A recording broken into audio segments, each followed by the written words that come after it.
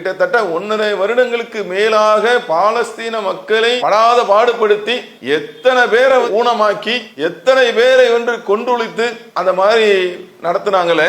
இன்னைக்கு அவங்க நாட்டுல ஒரு நிகழ்வு நடக்கும் போது அந்த வழி புரிகிறதா? அது சொல்லுவாங்கல்ல, தனக்கு வந்தாதான் தலைவலியும் வயிற்று வலியும் என்னன்னு புரிஞ்சுக்க முடியும், அடுத்தவங்களுக்கு வரும்போது அவங்க என்னதான் கதறினாலும் நம்மளால புரிய முடியாது. அது போன்று இன்னைக்கு ஈரான் எதிர்த்தாக்குதல் நடத்தி இருக்கிறது. அதனால் அந்த இஸ்ரேலிய மக்கள் பாதிக்கப்பட்டிருக்கிறார்கள், அங்குமுங்குமாக ஓடுகிறார்கள். நம்ம இணையதளத்துல அதே போல சமூக வலைதளத்திலெல்லாம் இந்த காட்சிகள் நம்மால் பார்க்க முடிகிறது. பொதுவாக நாம சகோதரர்களாக மனிதர்களாக அந்த காட்சிகள் நமக்கு வலியை ஏற்படுத்துகிறது, ஒரு துக்கத்தை தான் தருகிறது. ஆனா இந்த இடத்துல நம்ம என்ன சொல்ல வரோம் அப்படின்னா, இந்த அநியாயமாக பாலஸ்தீன மக்களை காசா மக்களை கொண்டொழித்த இந்த இஸ்ரேலிய நாடு என்பது, அதனுடைய இராணுவம் என்பது இந்த மாதிரி தான் அவங்களுக்கும் வலிச்சிருக்கும்.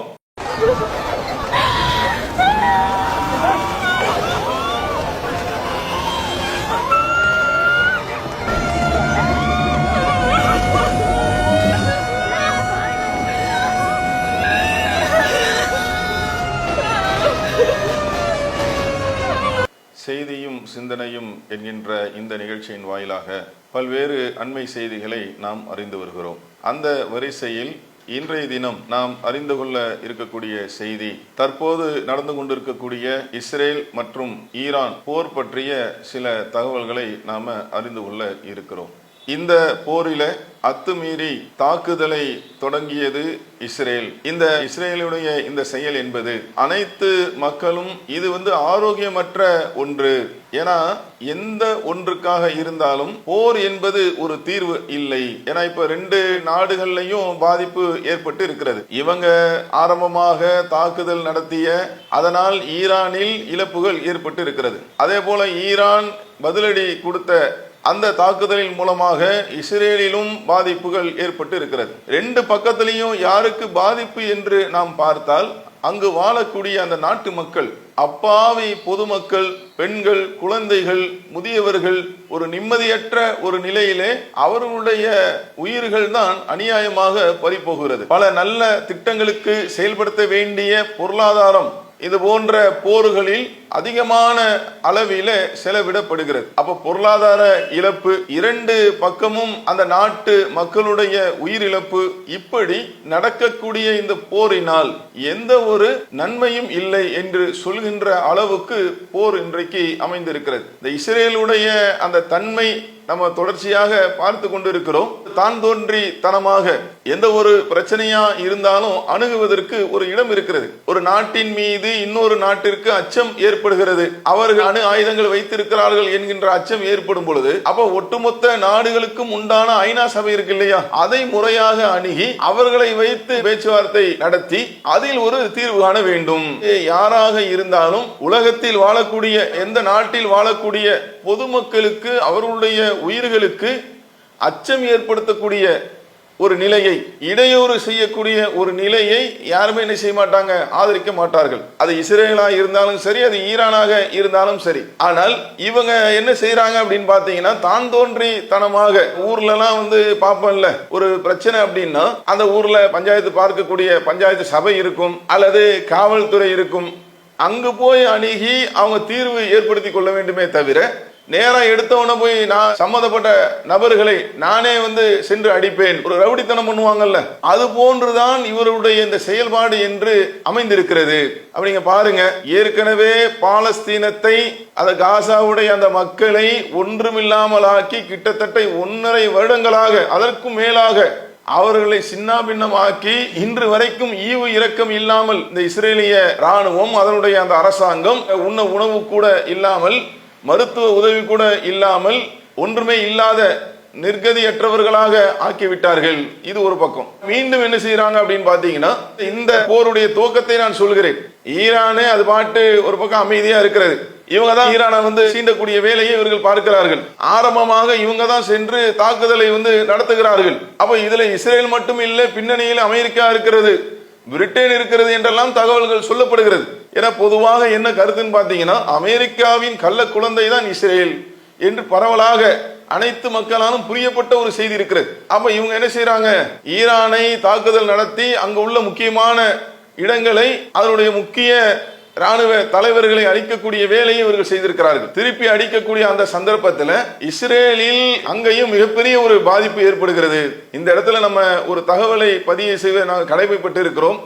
எந்த நாடாக இருந்தாலும் சரிங்க, அது காசாவுடைய பொதுமக்களாக இருந்தாலும் சரி, இஸ்ரேல் நாட்டுடைய பொதுமக்களாக இருந்தாலும் சரி, அதே போல ஈரானுடைய நாட்டுடைய பொதுமக்களாக இருந்தாலும் சரி, எங்கேயும் அப்பாவி பொதுமக்கள் தங்களுடைய உயிரை இழக்கக்கூடாது. அதுதான் ரொம்ப கவனிக்க வேண்டிய ஒரு அம்சம். ஆனா இன்னைக்கு என்ன செய்யறாங்க, இவர்களுக்குள் இந்த அதிகார சிந்தனை என்பது இன்னைக்கு பல அப்பாவி மக்களை கொன்று குவிக்கக்கூடிய ஒன்றாக இருக்கிறது. ஆனா இந்த இடத்துல இஸ்ரேல் இப்ப தான் நாட்டுல ஒரு பாதிப்பு வருது, அதை நம்ம நியாயம்னு சொல்லல. எங்கு பாதிக்கப்பட்டாலும் அது தவறுதான். ஆனா இவங்க தான் இந்த ஆரம்பத்தில் என்ன செய்யிருக்காங்க, ஈரானை அடித்திருக்கிறார்கள். அதுக்கு அவங்க பதில் தாக்குதல் நடத்தி இருக்கிறார்கள். ஆனா பாதிப்பு பொதுமக்களுக்கு, அதை நம்ம சரி என்று நாம் சொல்லவில்லை. பாதிக்கப்பட்ட அந்த மக்கள் யாராக இருந்தாலும் பாதிக்கப்படக்கூடாது என்பதுதான் நம்மளுடைய கருத்து. அப்ப இதுல என்ன அப்படின்னா, கிட்டத்தட்ட 1.5 வருடங்களுக்கு மேலாக பாலஸ்தீன மக்களை படாத பாடுபடுத்தி எத்தனை பேரை ஊனமாக்கி எத்தனை பேரை கொன்றொழித்து அந்த மாதிரி நடத்தினாங்களே, இன்னைக்கு அவங்க நாட்டில் ஒரு நிகழ்வு நடக்கும் போது அந்த வழி புரிகிறதா? அது சொல்லுவாங்கல்ல, தனக்கு வந்தாதான் தலைவலியும் வயிற்று வலியும் என்னன்னு புரிஞ்சுக்க முடியும், அடுத்தவங்களுக்கு வரும்போது அவங்க என்னதான் கதறினாலும் நம்மளால புரிய முடியாது. அது போன்று இன்னைக்கு ஈரான் எதிர்த்தாக்குதல் நடத்தி இருக்கிறது. அதனால் அந்த இஸ்ரேலிய மக்கள் பாதிக்கப்பட்டிருக்கிறார்கள், அங்கும் இங்குமாக ஓடுகிறார்கள் நம்ம இணையதளத்துல. அதே போல சமூக வலைதளத்திலெல்லாம் இந்த காட்சிகள் நம்மால் பார்க்க முடிகிறது. பொதுவாக நாம சகோதரர்களாக மனிதர்களாக அந்த காட்சிகள் நமக்கு வலியை ஏற்படுத்துகிறது, ஒரு துக்கத்தை தான் தருகிறது. ஆனா இந்த இடத்துல நம்ம என்ன சொல்ல வரோம் அப்படின்னா, இந்த அநியாயமாக பாலஸ்தீன மக்களை, காசா மக்களை கொன்றொழித்த இந்த இஸ்ரேலிய நாடு என்பது, அதனுடைய ராணுவம் என்பது இந்த மாதிரி தான் அவங்களுக்கும் வலிச்சிருக்கும்.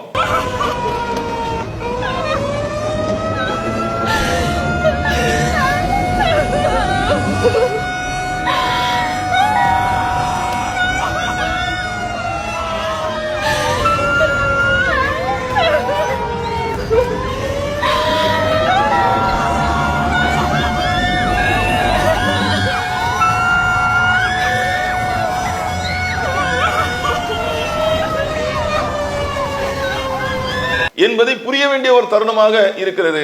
அப்ப அன்பார்ந்த சகோதர சகோதரிகளை, இஸ்ரேல் போர்ல துவக்கமாக அவங்க தாக்குதல் நடத்தினார்கள். அவங்க இப்ப எதிர் தாக்குதல் நடத்துகிறார்கள். இப்ப இந்த மாதிரி சந்தர்ப்பத்துல 2 நாடும் என்ன செய்யறாங்க, ஒரு நாடை இன்னொரு நாடு மிரட்டும் விதமாக எப்படி வருதுன்னு பாத்தீங்கன்னா, ஈரானை சேர்ந்த அந்த முக்கிய தலைவர் சொல்றார், இஸ்ரேலுக்கு ஆதரவாக அமெரிக்காவோ பிரிட்டனோ வந்தால் அவர்கள் மீது நாங்கள் தாக்குதல் தொடுப்போம். இந்த பக்கத்துல இவங்க என்ன சொல்றாங்க, ட்ரோன் மூலமாக, ஏவுகணை மூலமாக ஈரான் இஸ்ரேலை தாக்கினால் எங்கள் மக்களுக்கு பாதிப்பு நிகழ்ந்தால் தெஹ்ரான் பற்றி எரியும் என்று இஸ்ரேலை பதில் கொடுக்குது. இந்த போர் என்பது உச்சகட்டத்தை அடைவது என்பது அனைத்து நாட்டு மக்களும் விரும்பாத ஒன்றாக இருக்கிறது.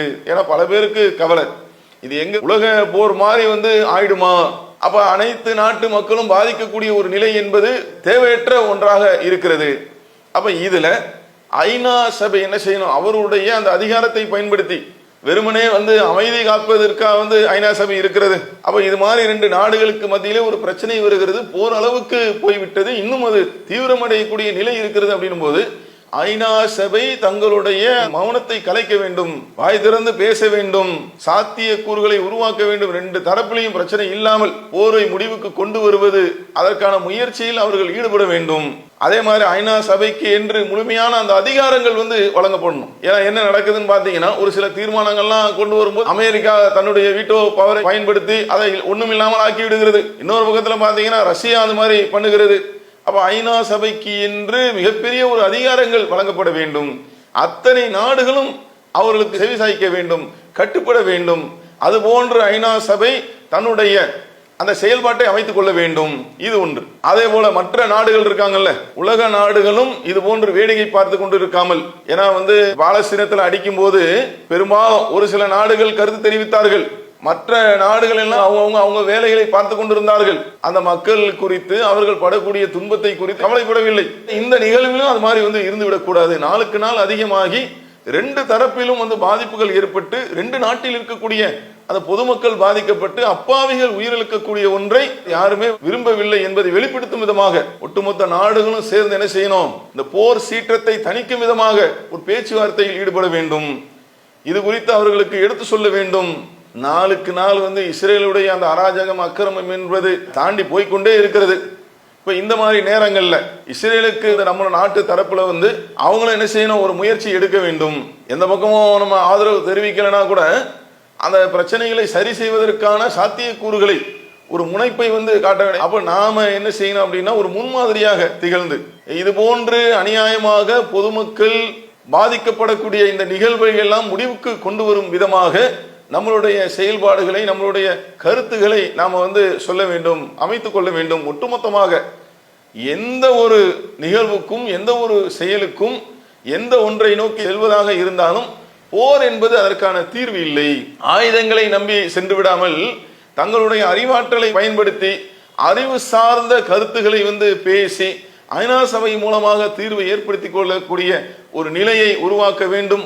ஒட்டுமொத்த மக்களும் இதைத்தான் எதிர்பார்க்கிறார்கள். எங்கு பாதிக்கப்பட்டாலும், யார் பாதிக்கப்பட்டாலும், எந்த மக்கள் கொல்லப்பட்டாலும் அனைவரும் சகோதரர்கள். அந்த அடிப்படையில எந்த அப்பாவிகளும் பாதிக்கப்படக்கூடாது. அதுபோல தங்களுடைய அதிகாரத்தை நிலைநாட்டுவதற்காக இஸ்ரேலும் ஈரானும் தற்போது இந்த போர்ல பங்கெடுத்து இருக்கிறார்கள். இது நடைபெற்றுக் கொண்டிருக்கிறது. இது ஆரோக்கியமான ஒன்று இல்லை. மற்ற நாடுகள் தலையிட்டால், ஐநா சபையில் தலையிட்டால் சுமூகமான பேசி நல்ல ஒரு தீர்வை ஏற்படுத்த வேண்டும். 2 நாட்டு மக்களும் பாதிக்கப்படாத அளவுக்கு அந்த தீர்வு இருக்க வேண்டும் என்பதை சொல்லி இந்த நிகழ்ச்சியை நிறைவு செய்கிறோம். அஸ்ஸலாமு அலைக்கும் வரஹ்மத்துல்லாஹி வபரகாத்துஹு.